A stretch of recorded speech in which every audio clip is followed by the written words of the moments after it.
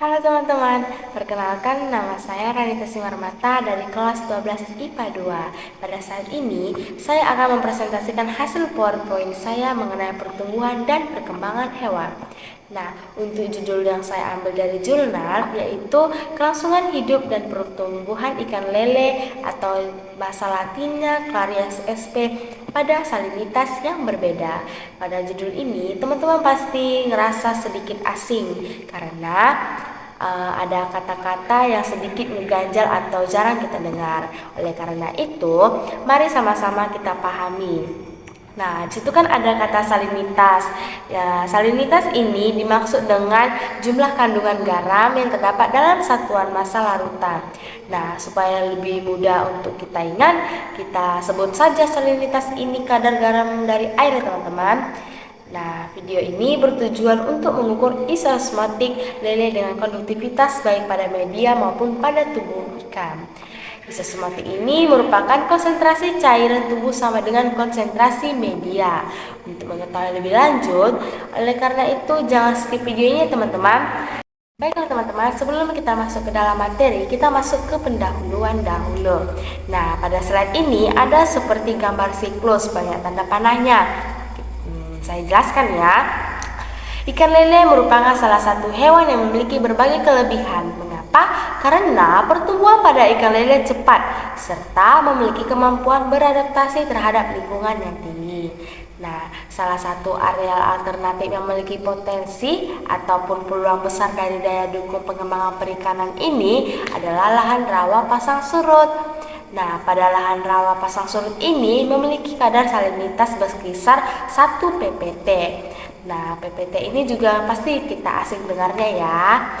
ppt ini merupakan satuan umum pada salinitas yang dimana ppt ini disebut juga dengan part per thousand atau ppm part per million. Jadi yang part per thousand atau part per million itu bahasa Inggris dari PPT ataupun singkatan kepanjangan dari PPT dan ppm.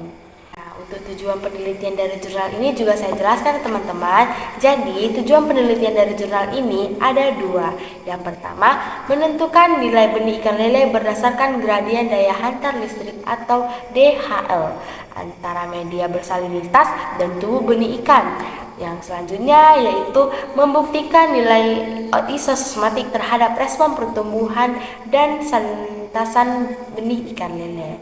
Di samping itu ada gambar ikan lele besar, itu merupakan acuan dari materi kita. Selanjutnya di slide berikutnya ada tinjauan pustaka. Nah, pada tinjauan pustaka ini juga berbentuk siklus.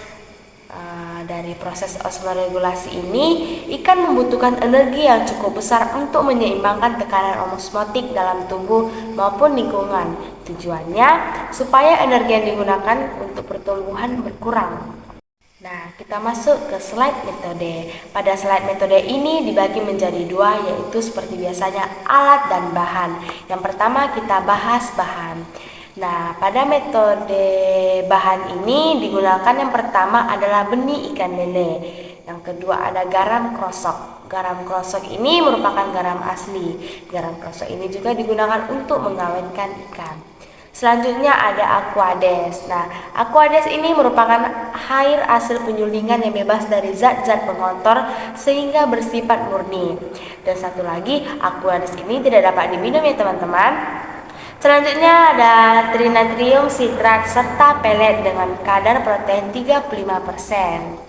Kemudian di sampingnya ada alat yang digunakan. Nah, alat yang digunakan pada penelitian ini yang pertama adalah akuarium. Yang kedua ada conductivity meter.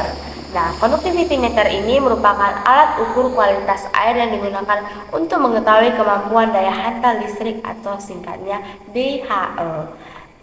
Nah, selanjutnya ada deometer. Nah, deometer ini digunakan untuk mengukur kadar oksigen terlarut di dalam air.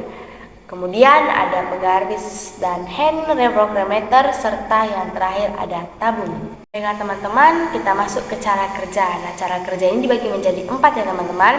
Kita bahas satu-satu. Yang pertama itu ada persiapan wadah pemeliharaan. Nah, pada persiapan wadah pemeliharaan ini, pembuatan media dengan perbesaran salinitasnya dilakukan dengan cara menghitung volume akuarium serta menambahkan garam klorso sesuai dengan salinitas yang ditentukan. Kemudian ada pemeliharaan ikan. Pada pemeliharaan ikan benih ditebar sebanyak 20 ekor. Selanjutnya, metode pemberian pakannya secara feeding rate sebesar 5% dari biomasa total pada masing-masing akuarium. Jadi, pada pemeliharaan ikan ini ataupun penelitian ini dilakukan dengan 20 ekor benih ikan. Baiklah teman-teman, pada slide ini ada cara kerja yang ketiga dan yang keempat. Nah, cara kerja yang ketiga ini adalah pengelolaan kualitas air. Nah, pengelolaan kualitas air ini dilakukan dengan metode penyimpanan pada wadah akuarium sebanyak 2 kali dalam seminggu. Nah, air tawar yang digunakan tersebut kemudian ditambah dengan garam sesuai dengan salinitas yang diharapkan. Kemudian yang terakhir ada cara kerja analisa data. Nah, analisa data yang dilakukannya yaitu data kelangsungan hidup pertumbuhan serta rasio konversi pakan ikan yang dianalisis menggunakan ragam analisis atau ANSIRA. Nah, kemudian data-data tersebut akan dilanjutkan dengan analisis regresi. Jadi, data-data yang digunakan dengan 2 analisa. Yang pertama, analisis ragam atau ANSIRA dan analisis regresi. Nah, kita masuk pada hasil dan pembahasan. Nah, teman-teman bisa lihat di situ ada gambar tabel, yang dimana tabel ini merupakan data analisis yang dilihat dari segi derajat kelangsungan hidup pada ikan lele. Pada tabel ini menunjukkan bahwa tingkat kelangsungan hidup ikan lele yang dipelihara selama 20 hari berkisar 98,33 sampai dengan 100%. Nah, teman-teman bisa lihat tabelnya bahwa pada salinitas 2 ppt, 4 ppt, dan 6 ppt itu memiliki hasil yang sama, yaitu sebesar 100%. Nah, sedangkan pada salinitas 8 ppt menghasilkan sebesar 98,3%. Beda sendiri ya teman-teman. Nah, berdasarkan analisis seragam menunjukkan bahwa perlakuan salinitas media tidak berpengaruh nyata terhadap tingkat kelangsungan hidup ikan lele. Kemudian pada data itu membuktikan bahwa ikan lele masih mampu hidup pada salinitas 0, sampai 8 ppt. Teman-teman bisa lihat kembali gambar tabel tersebut. Dari sini kita bisa simpulkan bahwa kemampuan ikan untuk bertahan pada media salinitas tergantung pada kemampuan untuk mengatur cairan tubuh sehingga mempertahankan tingkat tekanan osmotik yang konstan. Oleh karena itu, ikan lele harus melakukan penyesuaian terhadap pengaturan kerja osmotik. Selain itu, apabila salinitas yang semakin tinggi, ikan akan terus berupaya agar kondisi tubuhnya itu tercapai hingga pada batas toleransi yang dimilikinya. Pokoknya, ikan lele ini akan selalu berusaha bagaimana untuk mencapai supaya tubuhnya itu atau kondisi tubuhnya itu sampai ke titik puncaknya.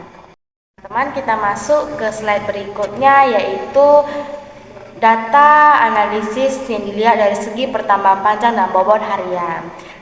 Sama-sama kita lihat bahwa di situ ada tabel. Nah, tabel ini merupakan hasil dari yang dilihat dari pertumbuhan panjang dan bobot hariannya. Pada data ini menjelaskan bahwa pertumbuhan panjang dan bobot harian ikan lele yang dipelihara selama 20 hari berkisar antara 0,14 sampai dengan 0,17 cm per hari. Nah, pada data itu bisa kita lihat sama-sama bahwa pertumbuhan panjang dan bobot harian pada ikan yang dipelihara pada salinitas 4 ppt memperoleh hasil yang relatif lebih tinggi daripada perlakuan salinitas lainnya. Bisa teman-teman bandingkan bahwa pada perlakuan kedua 4 PPT itu lebih menghasilkan relatif yang tinggi daripada salinitas atau salinitas PPT yang lainnya. Nah, ini adalah yang terakhir, yaitu data analisa yang dilihat dari kualitas airnya. Teman-teman bisa lihat tabel yang di slide ini, yang dimana pada slide ini memperoleh nilai selama pemeliharaan berkisar antara 26,1 sampai dengan 27,6 derajat Celcius. Nah, dapat kita lihat pada penelitian sebesar 6,5 sampai 8,5, nilai pH-nya mengalami peningkatan seiring dengan bertambahnya salinitas. Dapat kita simpulkan bahwa semakin tinggi nilai pH, maka semakin tinggi pula nilai alkalinitas. Nah, alkalinitas ini ditentukan oleh jumlah asam yang dibutuhkan untuk mereduksi pH. Jika jumlah asam yang ditambahkan banyak, maka nilai alkalinitasnya tinggi. Begitu juga sebaliknya teman-teman, jika pH-nya turun, maka penambahan asam akan sedikit demi dia akan rendah.